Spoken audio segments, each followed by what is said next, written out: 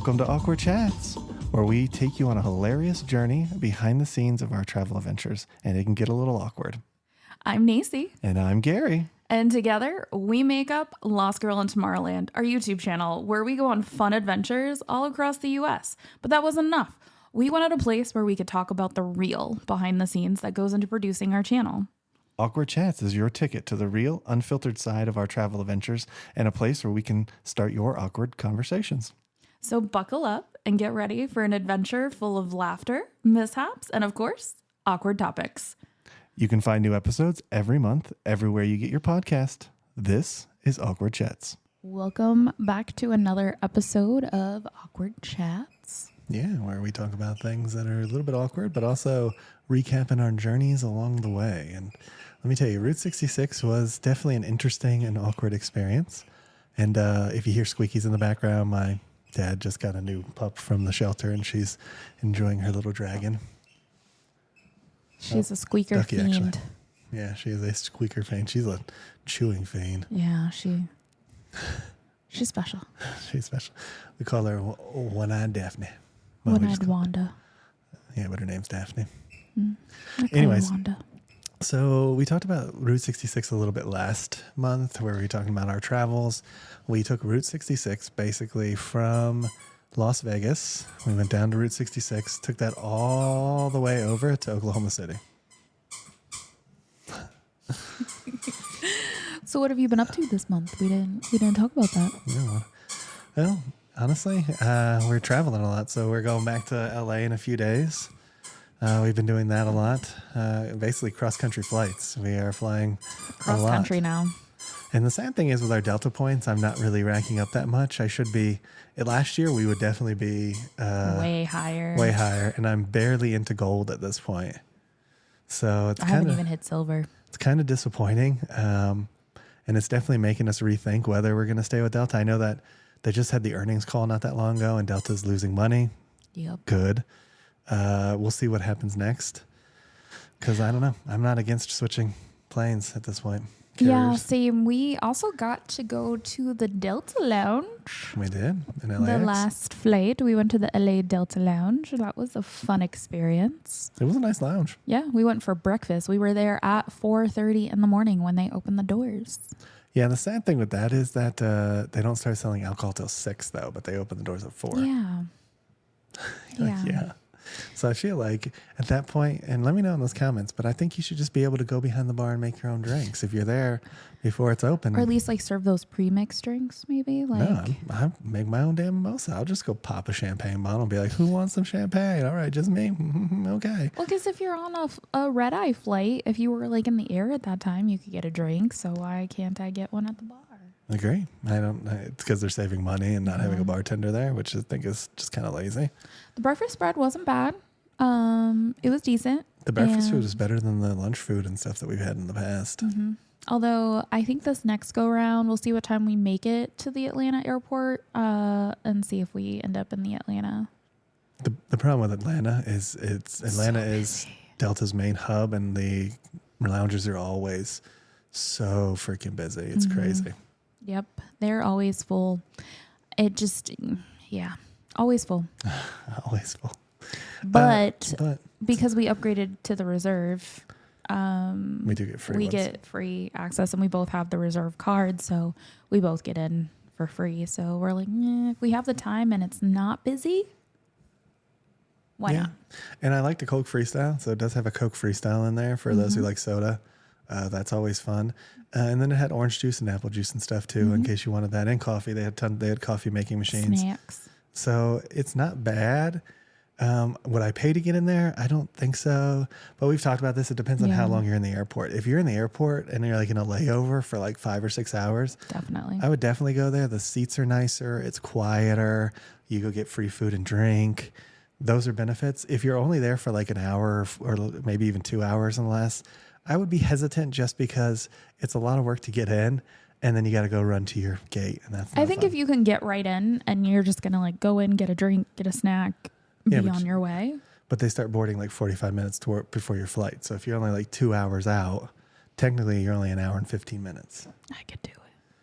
Right. Of course you can do it, but do you want to? And if you have to pay for it, are you going to do it? No. Right. That's what we were just saying. If Like, it's we were free, just saying yes. that. But paying, absolutely not. Hey, absolutely not. Free, yeah, I'll do it. So what you But, been up to? spicy things. But that's for another day, another dollar. But some shopping. Did some shopping while we were at Lenox Square. We tried the Teenage Mutant Ninja Turtle bath bomb. Yeah. Check out our TikTok. We have a TikTok of it. It is pretty cool. That was cool. It was a $20 bath bomb. So she tried the Donatello, not just the Ninja Turtle. She tried the Donatello bath bomb. But yeah, it was huge. It was It was an expensive bath bomb, but you did get a soap in it, which, which hit or miss on that soap. Well, we figured out later that it smelled like Fruit Loops. Fruit Loops, yep. Yeah, Yep. Fruit Loops. Which I don't know what that had to do with turtles or the 80s. Well, I mean, think about it. Okay, so if I get up in the 80s, the turtles used to be on in the early mornings. They used to be on 6 o'clock when I lived in Atlanta. So you get up at 6 o'clock, you got your bowl of cereal, you're munching on it. That's probably what it's trying to draw back on. Not that I was never a big Fruit Loops person. No hate. It wasn't my favorite. I was a Raisin Bran kid. Oh God, you're boring. I enjoyed. I think Corn Pops is still my favorite. You're boring. Corn Pops. But I would say Who like eats Lucky Corn Charms. Pops? Quiz Corn Charms. Ooh, Lucky Charms, I think, were probably my favorite. But I really was after the marshmallows, not so much the cereal, personally. Just being honest. Raisin Bran, you're boring. Whoa. I don't think he would really say that about me. I'm not that boring. But I like to take like a whole 3 tablespoons of sugar as a kid and on my Raisin Bran. And I don't like milk in mine, just saying now. So I'm one of those people who eats cereal without milk. Cereal. So, a little different there. Yeah, we both eat cereal preferences. completely different. Yeah. I love milk in my cereal. He does not. He would take like a bowl of cereal to the work his work sites and he would just eat it with a spoon too, which I thought was weird When too. I was in my 20s, I used to take Total. I remember Total from back. I don't think they can make Total anymore. I think they still make Total. They don't. I've looked. It's not at Are stores you craving some Total? No, it's not like it's just it's a high vitamin and stuff cereal, which is why I was running at the time, so that's why I ate it. Was more for that than it was. The taste, it didn't have any taste. It was just like bland. That's why I would just pour it down my throat and eat it, because it would just be like this bland slop, I guess. I don't know. It's just Slop. So That's one way to That's how put I'd eat it, and it would make me not hungry. So those two things would go together. I think my favorite cereal as a kid, which they did bring back, and I think you can still get it, was the Oreo. Yeah. The Oreo cereal. That was I think it's not. We actually, when we were at the Dollar General, they had Oreo moon pies. Ew. I want to try them. I want to see if they're any good. I don't know if they're going to be good. They could be horrible. I'm not saying they're going to be good. Now, y'all don't realize when you're in a small town, okay, like where we are, our mobile podcast studio at his dad's, it's a small town. There's not a lot of options when it comes to the store. No. And we can get into Walmart some other time and just kind of the lovely experiences we've had at Walmart since we've been here. But don't be sleeping on your Dollar General. Yeah, they got some good candies and stuff. So if you need a quick, if you're having a movie night, you can actually get the box Milk Duds and stuff.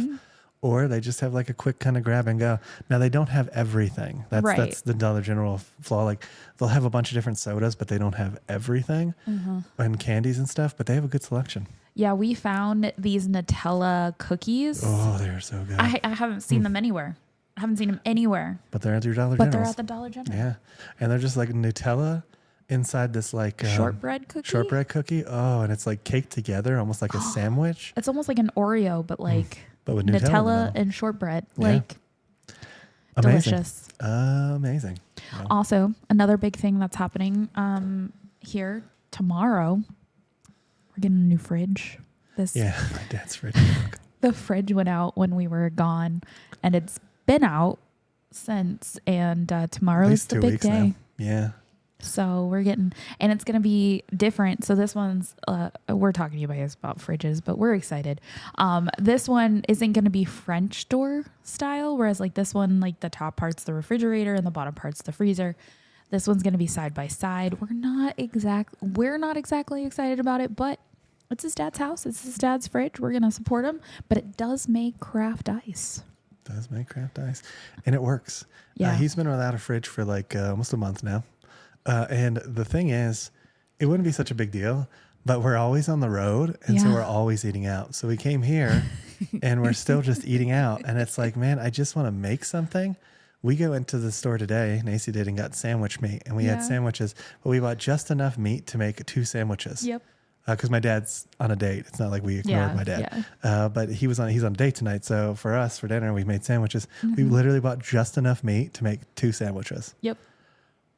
Yeah. Yep. That's what life is right now. Because I was just like, I want something, but I don't want something from the restaurant. I want to make something. And there's no good sandwich places here. I just don't trust them. So that's what we've been up to. And tomorrow we'll have a fridge, which yay. So our next mobile podcast will probably still be here. We'll talk about our lovely fridge that we... Yeah. We'll show you guys the fridge maybe. We'll talk about it. We'll talk about its features, the craft ice. No, we're not. So let's get back to our Route 66 adventure. So in our last podcast, we talked a little bit about the first half. Let's talk a little bit about the next half of the Route 66 or Route 66, whatever you want to call it. So we left the Grand Canyon because the Grand Canyon took up a big chunk of everything. So if you guys haven't heard about our stuff at the Grand Canyon, make sure you listen to our last month's podcast, where we talk about all things Grand Canyon. And we got into Albuquerque, New Mexico. It was not what I thought it was going to be. No, it's an interesting city. I had actually applied for a job there probably about a year at this point. 2 years ago, probably. But they were like, yeah, have you ever been to Albuquerque before? And I'm like, no, it's probably like every other city. And it is in some ways. But it's weird because it's like a big, small town. Yeah. A big, old, small town. Because you got that big city aspect. They got skyscrapers. They got some really interesting pieces. And then we got the nothingness of everything closed at like 6 o'clock, y'all. 6 o'clock. Stuff was closing down. I mean, restaurants and everything. It was like, it's just a weekday. Why is everything closing at 6 o'clock? We went to this interesting Mexican restaurant where they didn't really speak English. Made good food, though. Good food. Yeah, and they're nice. Yeah, very nice. It smelled like Fabuloso when we walked in there. The owner spoke English. Our waitress did not. Yeah. And then the owner was clearly like putting the waitress through her rings because she's like, you take their order. But it's like, you speak English and she doesn't. Do you not think that this maybe she this could end badly? Yeah. This could end badly. And it did, because she left with the order and then they came back and they had to go through each one and ask us different questions. But the food was great. Then we did a little drive-through around downtown Albuquerque on Route 66. We saw the Rio Grande. Well, the Rio Grande was cool, but then we also saw that shopping center that used to be a hotel. Remember, they were like little like pueblos. They were each little like box houses. Yep. And each one used to be like a hotel room. And now they're like stores and stuff. So it's kind of like a storefront. But that was super cool. We would totally have stayed there. If it was a hotel still, I would eat that up. I know, right? It was really, really cool area. It was cute. And then we went back to our Marriott, which had signs all over it that said, "There's Daphne. Not responsible if your shit gets stolen." Oh my gosh. Look, so we checked into the hotel before actually going and exploring the city. And I was like hesitant. I'm like, there was like hundreds of signs that are like, hey, don't leave your stuff in your hotel room. If it gets stolen, it's not our problem. It's clearly been stolen before. And we're like, this is the weirdest hotel we've been to. And it was a Marriott. And it was the Marriott, right? Which is like the second tier for Marriott, right? Yeah. On their hotel brands. Which again, if you want to learn about hotel brands, we are planning on doing an awkward quickie on both Marriotts and Hiltons because we've spent so many times there. So definitely subscribe to our podcast to see that in the future. Yeah. So it was an interesting night. The room smelled kind of funky too. The bathroom was really small. If you guys want to see the actual hotel review, it's on our YouTube channel. Lost Girl to Tomorrowland. And so that was that night, and we got up the next day. And we'll pause for 1 second. Remember the concierge lounge? The concierge lounge looked like they went to like a Restore, which is a Habitat for Humanity like thrift shop, and bought a bunch of furniture that didn't match and just threw it in the room. It was so bad. It was so The chairs were broken. The tables were broken. Burn marks, cigarette burns. But free drinks and snacks, which is the only reason we stay. Well, the view was amazing. The view was really pretty of the mountains and stuff. I Yeah. mean, there wasn't much to see in the city, but it was a pretty view. But the furniture and stuff was really strange. Yeah. It was.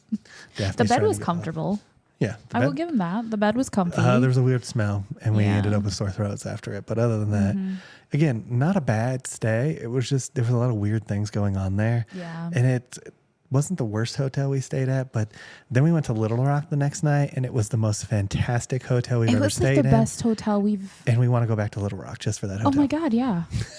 Like, I was so disappointed that we didn't get as much time in the Little Rock Hotel. I'm like, do we extend this trip by a day and stay one more night? I mean, Little Rock was, Not that there's much to do in Little Rock, Arkansas, but my expectations for Little Rock were like way down in the gutter because went through it when I was a kid. My dad we just never stopped there. it was a tiny room. That was my only complaint about the Little Rock. But other than that, it's super clean, super nice. The lounge was like spectacular. They had a barber shop on site. They had a Starbucks on site. They had 2 restaurants on site, a whole convention center. I mean, and it was downtown Little Rock too. We had amazing views of the river. The bridges at night are different colors, and it was so cool just watching them. We left the window open for a while, and we're just watching the bridges change colors because it was just so neat. They'd go from like purples to blue, and they would all match. And The it was bed just, was super comfy. So I think we're actually possibly gonna plan a trip. well, we've got so many other places to visit, like Iowa and like other places that it's like we got. But I would love to go back. Yes. But yeah, and he picked the hotel that night, and so kudos. He picked a fantastic hotel. And it was better than the Oklahoma City hotel or the All the other ones, you know. yeah. The Oklahoma City one was fascinating because it had like cracks in the walls. Yeah, that's the next one. That's the next night. Uh, But yeah, Little Rock. We spent a little bit of time the next day in Little Rock. We went to the the Billy last Bass Adoption Center. We went to see the Arkansas 9 and the school thing and the old mill. the old mill from Gone with the Wind. Yep. Which was cool. Yeah. The old mill is the last remaining set from Gone with the Wind. So if you want to see anything Gone with the Wind related, that is the last remaining. It's at this cute little park in this cute little neighborhood in Little Rock, Arkansas. Yeah, it's just right Just there. Yeah. And the steps and stuff are a little worn, but other than that, it's really well maintained. Honestly. Great place to have a picnic. There were a lot of people doing photo shoots there. I saw one girl in like a prom dress, another like they had like their kid. It was like their kid was turning 2 or 3 and they were doing like birthday pictures. Oh, there were tons of photographers. We were there on I think it was a Sunday. Yeah, I think it was a Sunday. So everyone was there doing their pictures. Even when we went to the Arkansas 9, the school for the Arkansas 9, there was people doing graduation photos there. I mean, yeah, That high school, people were doing. outside of the story of that, and the story is, if you know anything about the civil rights movement, then you know what happened in Arkansas, which we'll talk about here in just a second. But the architecture of that high school is what I thought high school was going to look like. Oh yeah, it was definitely movie-esque. It reminded me of like Buffy the Vampire Slayer. That's gorgeous, like campus, huge buildings, wonderful like artwork on the side of the building and stuff. It's pretty clear why the NCAA picked the Beautiful school, beautiful campus. NAACP. But those NAACP. Yeah, I know. I said NCAA though. Oh, Weirdly. yeah, yeah. Going back to that South Park episode, how do you pay your slaves? But yeah, so the story of the Arkansas 9, essentially the Well, the NAACP put out a call the year before asking for students. They got a selection of students, and they put these students through like a summer-long camp where they were like yelling at them, talking to them through the different situations that they may run into. These and then people were handpicked. And then they picked 9 of the people that went to the class. Now, I'm not sure how many went to the thing to start with or how many people they weeded it down to, but they ended up with 9 folks.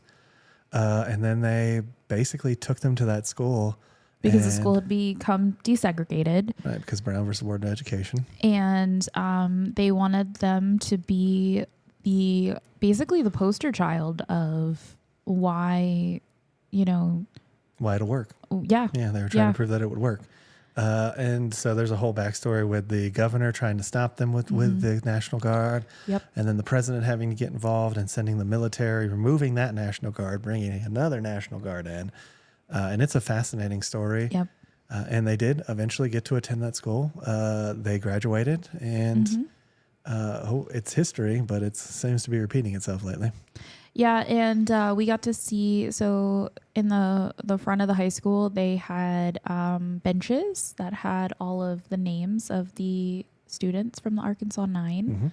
If you want to see the plaque, I think it's like, there's like a statue. There's supposed to be a statue, but that's not at the high school. Yeah, that's at the, it's the capital of Little Rock, or Little Rock is the capital of Arkansas. I'm sorry. So it's actually at the Capitol building is the statue for the Nine. But yeah, it was really cool. And then we also went to the Bass Pro Shop. That was in Memphis, baby. That was the Bass Pro Shops in Memphis. Memphis. Yeah, that was Memphis. Yeah. They were both on the river. We went to the Billy Bass Adoption Center. the Billy Bass Adoption Center. Which is at the Flying Fish. It's the first Billy Bass Adoption Center. Which was cool too.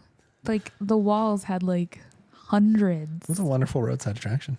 I kind of confused Memphis with that one just because they were both right on the water where we were. And yeah, in my brain, like the bridges are very similar. When you've been on the road for several days, they all start to blend together. But it was a fun afternoon. And then we headed to Memphis next. Yeah, but let's pause here because we kind of got off of Route 66 a little bit too fast. We want to talk a little bit about the small towns and like the closed attractions that we saw on Route 66 before we go too far. Now, once we got to Little Rock, we were off Route 66. Oklahoma City was the end of Route 66 for us. And for those that don't know, it basically runs from the Santa Monica Pier, I believe, in California. It runs all the way through to Chicago. So you take it all the way through from there to there. So it kind of goes east to west for a long time. And then at Oklahoma City, it curves up. And it goes basically north to Chicago. Yep. We took it. We've been on and off of it in California, so we've done that part. We haven't gone to the pier yet, but we've been almost to the pier. So we've seen most of California. And we saw all of Arizona's, all of New Mexico. I mean, we took it all the way. To Oklahoma City, yeah. And one of the things we found was like there's a lot of small towns along the way. Yep. We talked a little bit about last episode how it kind of breaks up. So like you have these stretches of Route 66, then Route 66 becomes 40. And when it becomes 40, there's not much going on. It's just a typical interstate.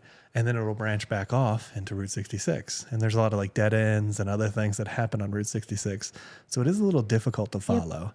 But some of the small towns were masterpieces. Yeah, and we actually did a lot in Texas, which is interesting. We did the Cadillac Ranch, which was cool.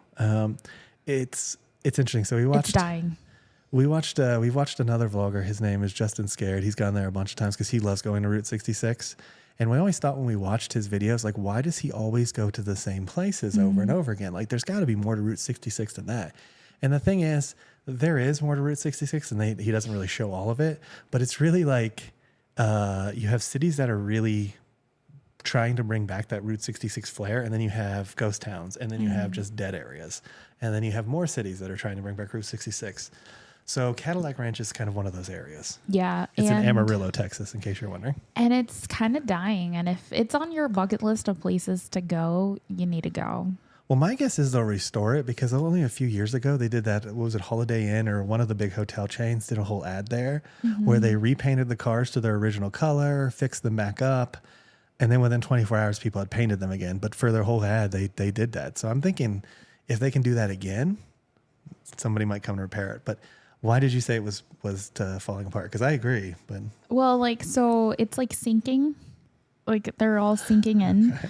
And if it rains, it's completely engulfed in water and mud.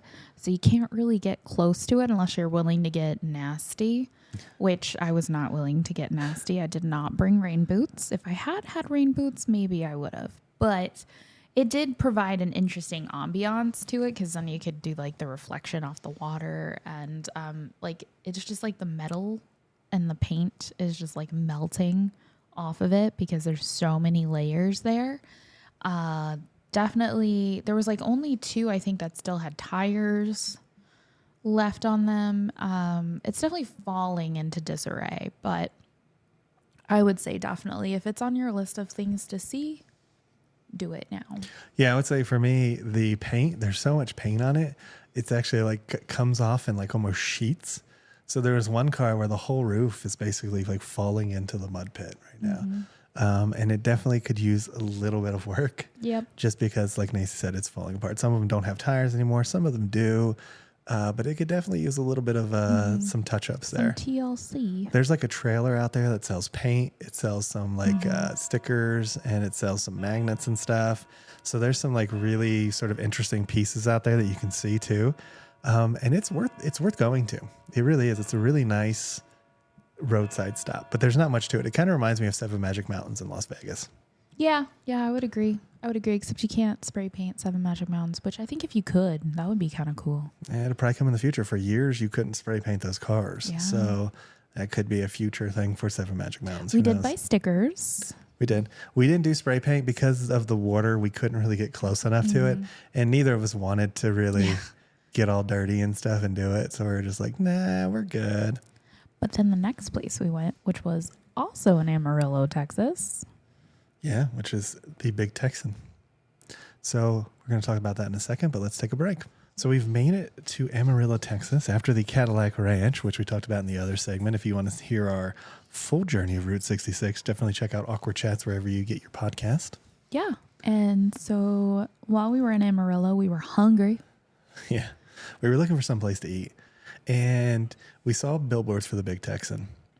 We heard about the Big Texan. Yeah, my first actual hearing about the Big Texan is I read Seven Deadly Sins by Dan Savage in college. And he actually went for gluttony. He went to the Big Texan in Texas, and I didn't put 2 and 2 together until we were there. Just so you know, this wasn't like it. But I remember when we got there because they have the Big Steak Challenge. Yeah, and I think I've watched it on Man vs. Food in the past, and I was just like, hey, if we're here, we should check it out. Because where else are we going to go? And it could be absolutely terrible, or it could be fantastic. Now, we didn't have any interest in actually doing the steak challenge. Again, the pups are playing with toys. We didn't have any interest in actually doing the steak challenge, but we figured they probably have a decent steak. So that was our goal. We pull up on this place. This place is massive. Like, it was crazy. There's a whole hotel that's like super colorful. There's Daphne again. That's super colorful. And then it has like this big building for the food. And at first we're like, oh, we're probably going to have to wait. Yeah. And that's not the case. It's so big that we did not have to wait. We walked right in. And then initially they almost stuck us at a table in the back, but I was like, yeah, please, we God, didn't get there. no. And they moved us. And we had this spectacular view of the dining room, like down in front of us. And we could see down at the people who wanted to do the challenge. At the time, nobody was doing the challenge. Yep. And then we also saw that they had like roaming musicians that went like table to table and sang and did little interactions. And then we looked at the menu and we came to eat. Yeah. We got the 82 to 89 ounce or whatever it was. So it's technically bigger than the steak you do for the challenge, but there was no time limit or anything on it. Yeah. And again, I didn't have any interest in doing the steak challenge. The steak was actually delicious. The food for a roadside attraction was actually spectacular. The dinner rolls were good. The salad was good. My steak was good. I got a prime rib, I think. My steak was good, but it fell into the big steak category where it's thick and it's not like seasoned all the way through. It's just on the top and the bottom. So that's always a little bit disappointing. But the steak was still good. Then we got chocolate cake for dessert, which was fantastic. And it also has its own on-site brewery, which I did try one of the beers. Our server was because she never came back and asked if I wanted another one or anything. I probably would have tried another one too. But And then we kind of conversed with the roaming musicians. yeah, because of course, every time you have a nice camera and you're like YouTube, they always want to ask questions about YouTube. The pups are just being the pups right now. They were sleeping up until about 10 minutes ago, and now they're oh my God, let me get involved in this. And they both have to have attention. Like they're both just, Jeez. it's a rough life being Coda. Yeah. We've already fed them. They've been fed, they've been out, and we are the only ones that they want attention from right now, especially Coda. Coda's a little. So we ended up finishing our meal, and then they have like this whole like shooting gallery thing, which is like, it's not real guns, obviously. It's like that laser shooting gallery, which was really fun. Nacy got to shoot some, got to do some funky little like dancing boots and stuff like that. That was cute. And then we wandered through the gift store. The gift store was huge. I got his dad this magnet.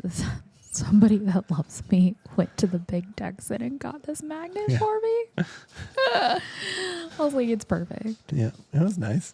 And then we got some other stickers and stuff. And if you want a postcard from us, definitely join either our YouTube. We have YouTube tiers or on Patreon. And we will actually mail you a postcard every month. Yeah. And we could have stayed the night there. We talked about it briefly, but then we decided we needed to get to Oklahoma City. Yeah, because we wanted to see our family and we didn't know how much of a drive we wanted to do. One of the cool things about the Texan was it just kept going. Like it had the shooting gallery place. Then it had like an arcade area with some arcades. It also had a brewery, so they made their own beers, and that was all on site too. They have a pool that's like the shape of Texas. Yeah, they have hotel rooms that we talked about that we saw at the beginning, but you could also stay on like a stagecoach, which was super neat. They had RV parking. They had trucker parking. They had a little pet relief area, so they were pet friendly. There was a giant steer out front. There was an old Route 66 police car, I think. So this is directly on Route 66, and it started out basically as just a place for cowboys just a place to get steaks on Route 66. And then a bunch of cowboys started going there, and they started competing with like, oh, I can eat this steak. I can eat this steak. I can eat a bigger steak. So they made the whole steak challenge based on those cowboys. Yeah. And it has grown into what it is today. And honestly, if you are in Amarillo, Texas, or you're going to drive through Amarillo, Texas, I think you should stop there. Well, I feel like it's a must stop. And we did see somebody do the challenge. So the challenge is basically a big steak. It's like a 40 to 60 ounce or something like that steak. Or maybe they call it 4 pounds. I'm not exactly sure of the size of the steak. But you get a big steak. You get a salad. You get 3 fried shrimp that you have to finish. You get a dinner roll. And I think a drink. Yeah, I don't know if they count the drink, though. But you can get a drink, and I think that's it. And you think, oh, that's it. But it's like, it's not easy. We saw 4 and they people. get an hour. And they get, yes. Oh, you're right. They do get 60 minutes or an hour. We saw 4 people sit down and do it. I'm pretty sure at least 2 of them were going to finish. We left a little bit before one guy who was about 99% done, and he still had like 20 minutes left. So I'm pretty sure he could do it. But the first guy that sat down was fascinating. So he right off the bat was just going way too slow. Well, we were excited because we finally got to see someone sit down. And there was definitely a piece where he was the only one doing it. It took a while for the other 3 to go up there. He's sitting at this table. He's going through it. He's doing his thing. And it was probably 30 minutes. He started to slow really, really down. And I was like, oh, he's not going to make it. He's not going to make it. And then he kept trying to push himself. Yeah. Which at that point, if you know you're not going to make it, just don't push yourself, because your body only has limitations. And he pushed himself past his body's limitations. And then so he had about 15 minutes left, and you could just see him. He had stopped eating. He was swaying back and forth in his chair. And I'm like, oh, and then he's drinking water. First off, don't drink water if you're feeling like you're going to puke. Nothing good's going to come from that. Nope. Nothing good. Other than help it come up. And he couldn't, well, you can't leave the table, otherwise you lose. But at that point, you're going to puke and you're not going to finish anyway. So I don't know why that matters. And then he got a to-go box. No. Well, and then so he's rocking. And then eventually there it came. Yep. And it was like, oh, that sucks. And there's 3 other people sitting at the table with him that still are eating. Well, and he puked into a bucket. So he pukes into a bucket that they keep at the table in the seat next to him. And all these people are eating and they're just smelling his vomit. Anyways, so the guy like pukes, the bucket's sitting in the chair next to him, and all these other people have to like smell it. I can't imagine trying to finish the eating challenge and just smelling that like puke everywhere. Because puke don't smell good. Right. And it's just like, We were high enough up, like we were pretty far away that it Luckily, didn't yeah. affect us at all. well, and to put it in perspective, that's a good point. To put it in perspective, we were in the second story, right? And we were like in this like foyer kind of overlook. The main eating floor was massive. It was probably the size of like a super Walmart, I would say. Yeah. And their table for the like show is right in front of the grill area, but it's like elevated and it's a good distance from kind of everybody, except for the other people doing the food challenge. So those poor people who had to like sit there and smell that and then try to complete the food. I would be Complete it. done. I would be like, I'm sorry, like this is not fair. And he checked out, got a to-go box, and the bucket was still there. I couldn't believe they brought him a to-go box and he put steak in. It's like, you're not going to eat steak for a while. You might eat steak again, but it's going to be a while before you eat steak. Yeah. And my biggest fear about the steak challenge is that it's just not going to taste good. It's going to be like a flavorless steak. Yeah. Because mine ran into that issue. It was good tasting on the top with the seasoning, but in the middle there was no flavor. I imagine it's the same thing for the people in the steak challenge, where you just don't have like any real flavor to the steak. Yeah. I can't imagine trying to do a steak challenge. I can't imagine trying to do any eating challenge, honestly, but that just seemed... Yeah. Well, the only time we've ever been close is we went to an all-you-can-eat sushi place, and that's probably our only comparison to it, because we were eating the sushi. And for you don't know, if you've never ate like an all-you-can-eat sushi sneaks up on you. Like That rice. you'll think you're doing good, and then all of a sudden it's like, I can't eat anymore. Yep. And it's just like out of nowhere, you're just like, nope, that's the end. I hit the wall. And if you're lucky, you're between plates. If you're not lucky, you're not between plates, and it's like, oh, I've got to do something I else. just got a with this food. new plate of food that I'm gonna have to figure out. Are they gonna charge me a shit ton of money? So that's kind of what I compare that to, especially with the guy trying to like overextend. He knew he couldn't make it, but he was trying, and it just didn't work out for him. It was a fascinating experience though, overall. And they had like a whole ice cream place inside. They had a full bakery inside. So even if you didn't want to eat in the restaurant, you could get like ice cream and like baked goods. They also had a secondary bar back by their brewery. So again, if you didn't want to eat in the actual restaurant, you could just like, I think you could get everything in the bar area. And then... Yeah, and they had the shooting gallery, and then they had some interesting, what's the word I'm looking for? They were like claw machines. They had different games and stuff. Yeah, they had everything from claw machines to actual arcade games too. You could play. It was honestly the ultimate roadside attraction. Yeah, it was had fun. A little bit of everything. It had a Zoltar in there, giving you your fortunes. And place we to stay, have the place to opportunity eat. to go to Casa Bonita, and I have a feeling Casa Bonita is going to be a little bit like this. I hope it is. If we ever actually get around to making that reservation, I hope it's up to the level of the Big Texan, because I think the Big Texan set a pretty high bar for a roadside attraction. It was, in my opinion, the best roadside attraction we went to on Route 66. Agreed. Just because it had a little bit of everything. Now, the only thing that stunk was we had actually planned on going to... There's Cadillac Ranch that we did go to, which we talked about in the previous one. We were actually going to go to, there's a bug ranch, which has Volkswagen bugs, kind of done in a similar fashion. And it's a little bit outside Amarillo. It's like 20 minutes outside Amarillo. But because it took over 3 hours, to do the Big Texan, we ran out of time. Yeah. By the time we got out of there, the sun was going down. Yeah, we went in there thinking like an hour, maybe hour and a half tops. But by the time like start to finish, indoor, outdoor, it was 3 hours, and we didn't even wait for a table. Yeah. But part of it was the musicians or whatever talked to us for probably about an hour about YouTube, because they wanted to get into YouTube. So that was a good hour of that time. So it probably would only took us about 2 hours. But we really wanted to go to that bug thing, and when we weren't able to, and I was like, oh, that's sad. Yeah. But yeah, so then we headed to Oklahoma City. So if you guys want to hear more about this road trip, make sure you tune in to Awkward Chats. Anywhere you find your podcast, that's Spotify, that's Apple, that's wherever you find them. Yeah, so we hope you guys enjoyed this episode of Awkward Chats YouTube preview. If you did, please give us a thumbs up. So after we finished with the Big Texan, which again, I can't recommend enough. I mean, it is a roadside attraction, but it is so worth it. We headed to Memphis. We headed to Oklahoma City. Yeah. Which that hotel was garbage. Yeah, we're not going to spend too much time. It was a pretty standard hotel. It just was not nice. Yeah, it was. Yeah, It was by the airport. It was in a low income area. There was some very bad feedback that we found out after we had booked the hotel about, inappropriate staff and stuff. But you can see all of that on our channel, Lost Girl in Tomorrowland, if you want to see the whole review of that.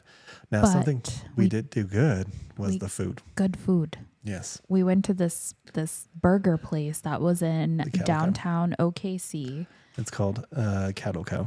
Oh my God. And good. they made onion burgers is what they called them. But it honestly, it was like one of the best cheeseburgers I've had in a really long time. It was the best cheeseburger I've had maybe ever. I'm going to throw it out there. It was this onion burger. So apparently they just cook them on onions.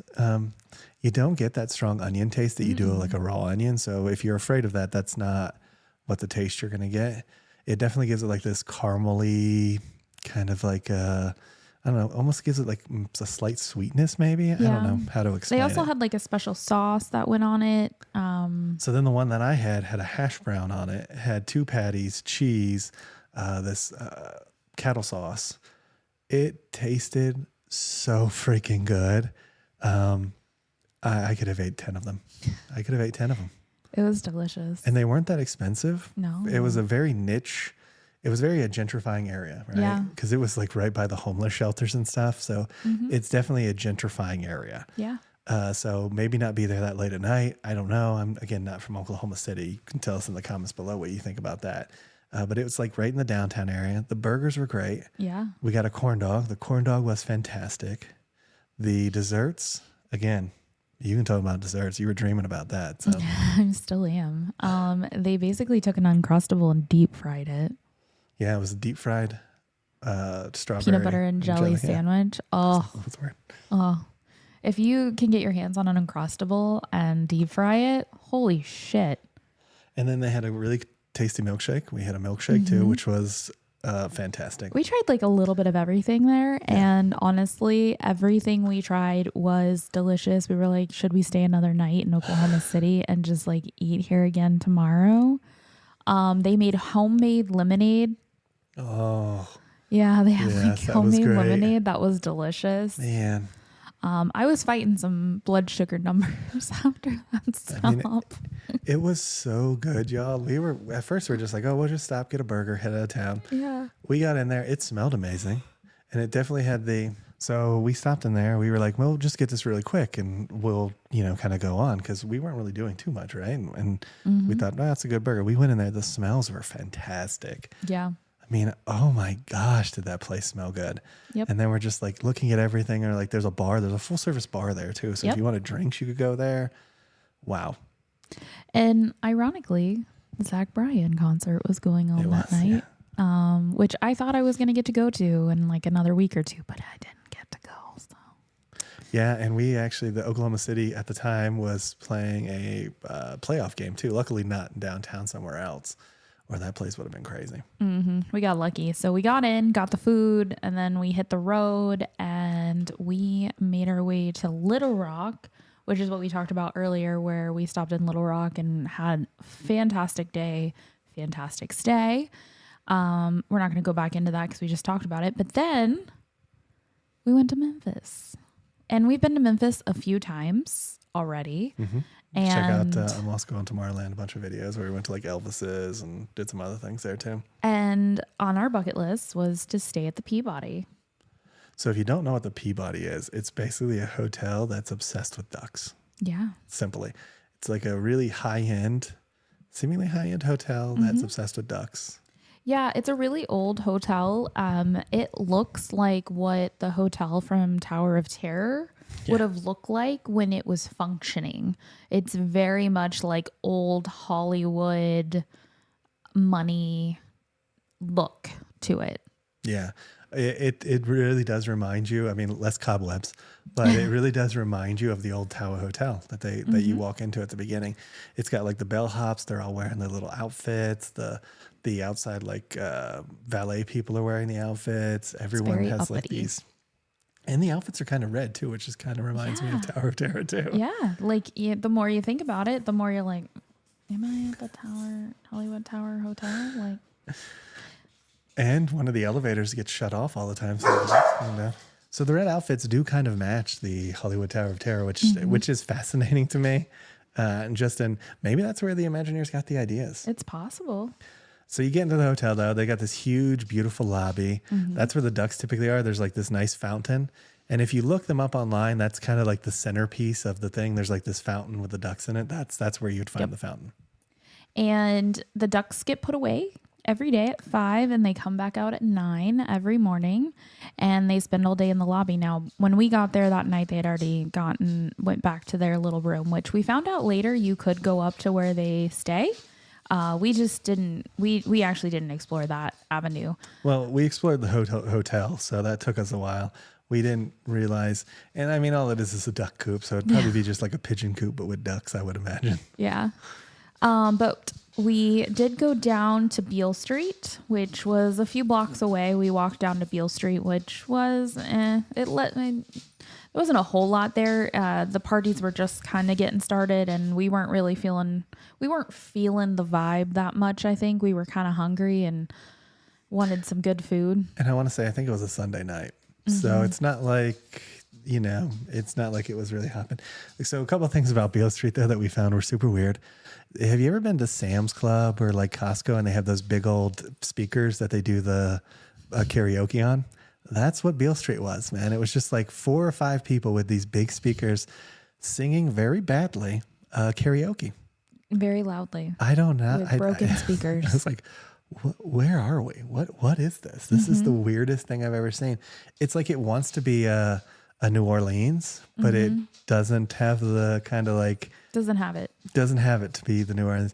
Now, I don't know if the drinks are cheaper or not. We didn't really kind of explore that avenue to see like, are there cheap drinks here? But it just didn't have the like vibe that you would think it would have to want to be that. Yep. But they had like a BB King restaurant that was there. They had some other things. They had like where the Elvis tailors used to be. Now they're actually inside the Peabody. So you have to go in the Peabody, like the Lansky brothers, I believe is their names. Yeah, and he's talking about going back to Memphis to go get an Elvis suit for this wedding we're going to in October. They make an Elvis wedding suit.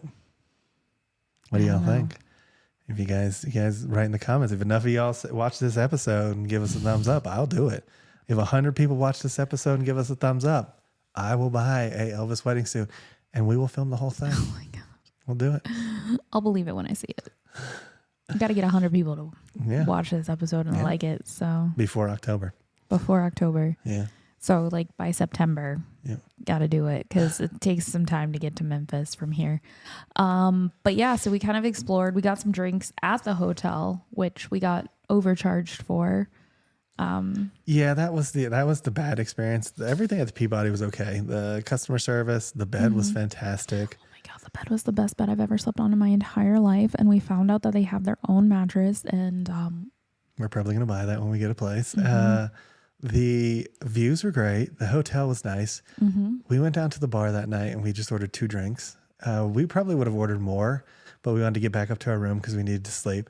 So we head down there, get the stuff after we got off Beale Street. We were both exhausted because at that point we had just come from Little Rock. We had done the Old Mill. We had done the Billy Bass Adoption Center. We had done the Arkansas 9 stuff. It was about a 5-hour drive. Plus the 5-hour drive. So we were just tired. And we went down to Beale Street. So we're like, we'll just order these 2 drinks. They bring us the bill. She like triple charged me for my drink. And I'm like, this drink isn't worth $30. She's like, oh no, it's definitely not worth $30. Yep. Leaves. She was gone for a good 30 minutes. Comes back and is like, oh, my manager looked. It's just ringing up wrong in the system. Okay, I don't care. Just fix it. I personally don't care. I just want it fixed. Oh, it's going to take a minute. So then she leaves. Another like 20 minutes go by. Finally comes back, has the new bill. They didn't take anything off. They didn't do anything for us. They just billed me twice. Yeah, instead of just like giving us a drink credit or, being like, hey, how about we get you like another set of drinks to like bring back to your room, we would have been fine with that, whatever.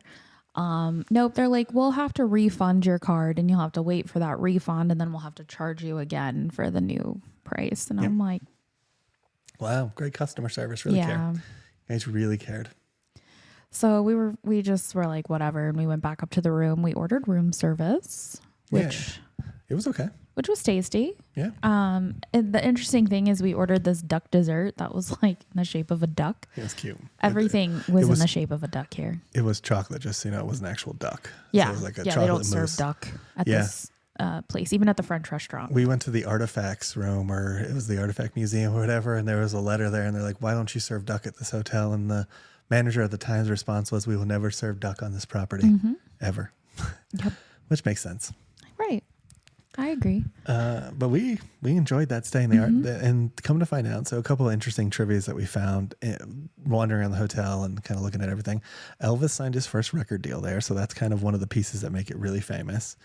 The ducks actually came about because the owners were avid hunters, and they had like duck decoys, and one day they got back and they were too drunk, and they threw the duck decoys in the pond thing in the middle, and ducks ended up coming in and like staying there. And so they just decided that, hey, we'll let them live here. Yeah. And so that's how the ducks actually came to get there. It's an interesting story, but it's really just intoxicated drunk people. Intoxicated hillboys. I don't know what you want to call them. Hillbillies. Yeah. I don't know if they were hillbillies though, because they were rich, but they were just doing their thing in the mountains, and the ducks wandered in. Yeah. So every day in the morning, they have the parade of ducks, and people turn up. And a lot of old people like it. So if you're going to do it, a legit tip is you got to get there at least an hour early, because the old people get there at least an hour to set up. And you have to be seated. You can't stand. If you're anywhere where the seats are, which is like the main area around it, you have to be seated down. If you're in like the lobby area, you can stand and watch against the ropes, but that's kind of it. Yep. So I had a little seated position. I couldn't see a whole lot, but I've seen the ducks. It's fine. Well, and the pre-show's it. Her talking, she talks for probably about 15 minutes, which is like the duck grandmaster or whatever. And then the ducks come out, and the ducks only take like 5 minutes to run to the thing. There's only 6 of them, and they run right to the pond, and that's kind of it. And then they feed them, and then they're there all day. Yep. So give it like a good hour, and then go get your pictures with the ducks, because everybody just like swarms the ducks. Yeah. Give it some time. Definitely a legit tip. If you don't care about the show, just come later in the day, and there's no one there to take, and you can just take as many pictures of the ducks as you like. Yep. But you do have to be checked out of your room before the duck show. So keep that also in mind if you're only there for one night like we were. Yeah. So then we headed out. From there, we left the Peabody Hotel, which was, again, it's worth a stay. Yeah. The hotel's nice. Again, make sure you check your drink bill, though. But other than that, it's a great place to stay. We headed out onto the Memphis town. Now, we'd already been to Graceland and stuff, so that wasn't something we were interested in.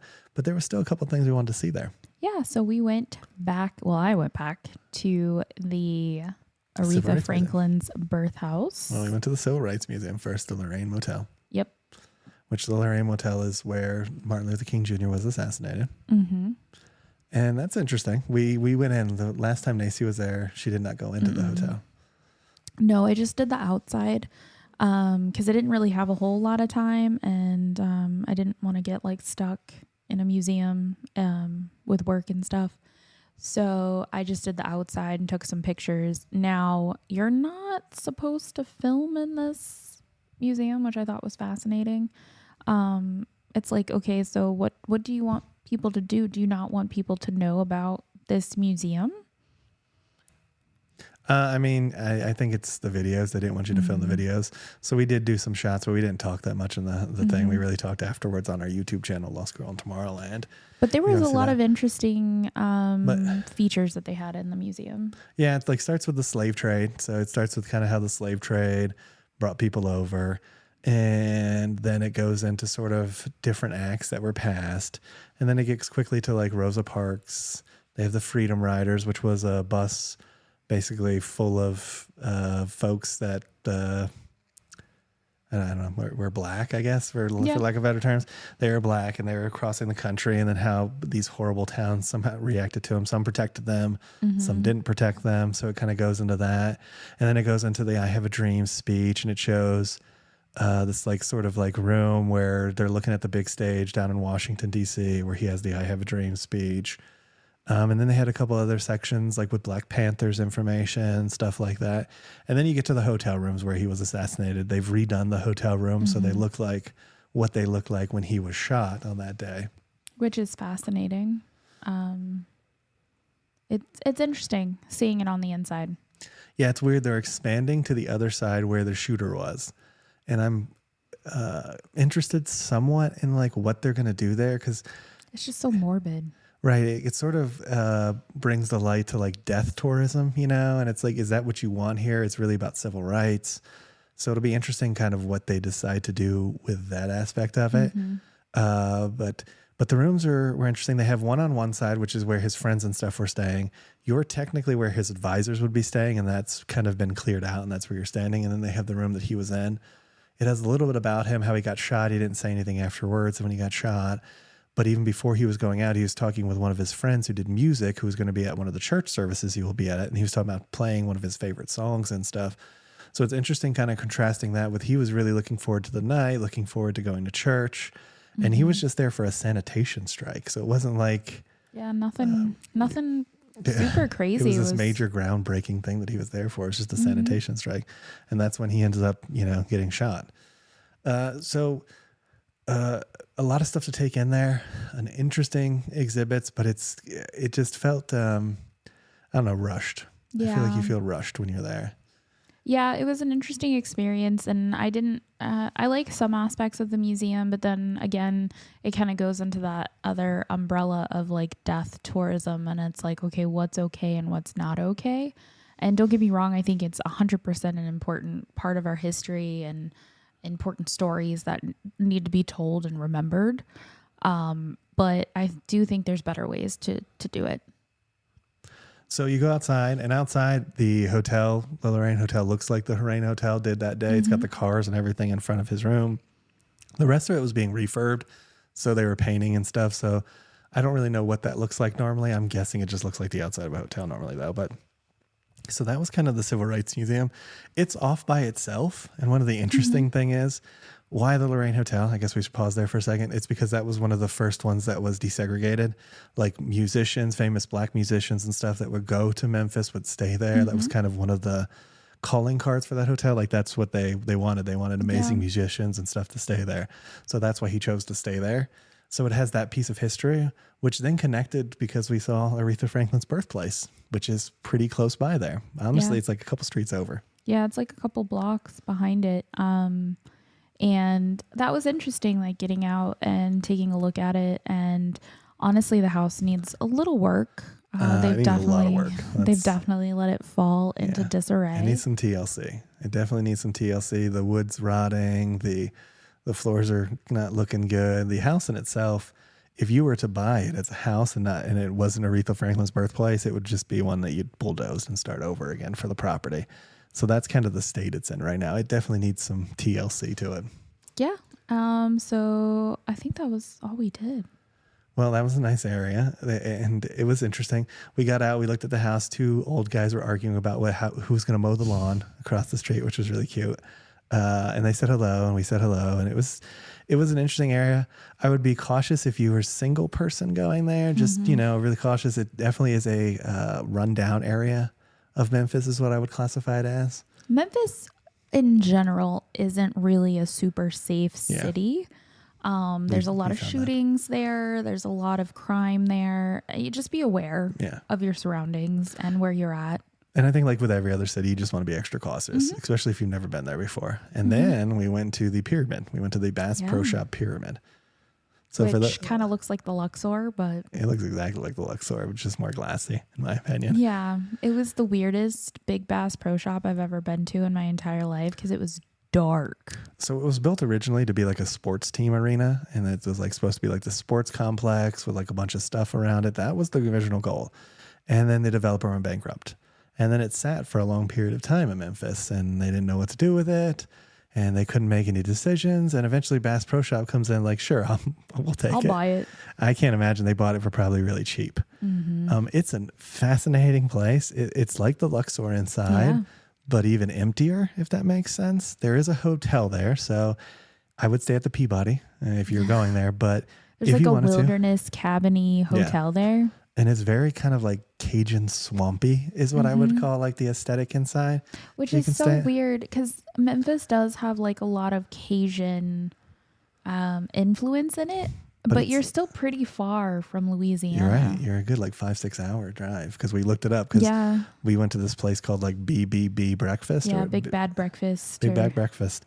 And it was very Cajun-esque when we went there. And we're like, why is this so Cajun? And we looked it up and it's like 6 hours to Louisiana. It's like, there's a lot of Cajun influence in Memphis. So you go into the Bass Pro Shop. You have the first parts of the lobby for the hotel that you can kind of cut off to. We didn't really go in there. Then you go in a Bass Pro Shop. It's the darkest Bass Pro Shop I've ever been to. It's almost like Disney meets a Bass Pro Shop because like you feel like you're in like this swamp setting at the beginning of Pirates of the Caribbean, and you're like looking around and there's fish in the water because it's a Bass Pro Shop. They got to put fish and stuff in the water. You go over like these little bridges. They have these different sections for shopping. Now, if you were actually going there to shop, I think it would be useless because it would be almost impossible. Hardly anything in there. I've been in way bigger Bass Pro Shops than that one. Yeah. I think even the one in Atlanta was like 2 stories or something like that. But at least you could find what you're looking for. Here, I don't know how you find anything. And it was so dark. Yeah, yes. And our camera does a really good job in low light, which is nice. So if you watch us on Lost Girl in Tomorrowland, you'd be like, oh, it's not that dark. Trust us on this one. It was really dark. It was really hard to see anything at all. And so then it has a restaurant, it has a Wahlburger. We've never been to Wahlburger. Still haven't. I can't hate it or like it, just to be honest with you. I've never been there. We still didn't. And then they have like an observation deck that has food in it.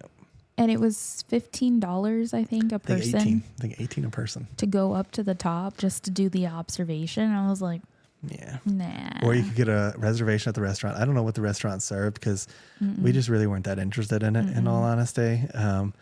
And so we're like, okay, this is cool. But to get to the observation tower, it's just this shaft in the middle. So there's just this big shaft in the middle, giggity, that is the elevator in the middle of the Luxor. Yeah. Yeah. It was weird. So if you think about what the Luxor looks like inside, if you've ever been there, or you can watch any of the videos on our channel, it's basically that with the big shaft in the middle that goes up to the peak. That's the observation tower, and that's it. Yep. Really? Didn't like it. Oh, I liked it. I thought it was fascinating. Again, to be a store, it's not a good design. No. Like if you ask me if it's a good store, I'm like, no. Is it cool and interesting to see? Yeah.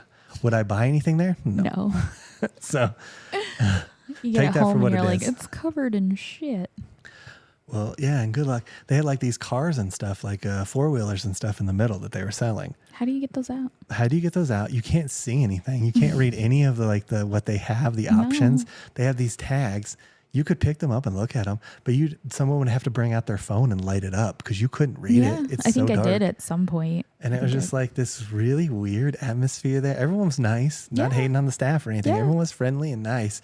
It's just a very weird location. And then you get outside and look at it and it's all glass. So it's like, why is it so dark inside when the entire outside looks like it's just glass? I mean, think about it though. If they let the sun in, I bet it would just like cook. Oh yeah. It would just be like...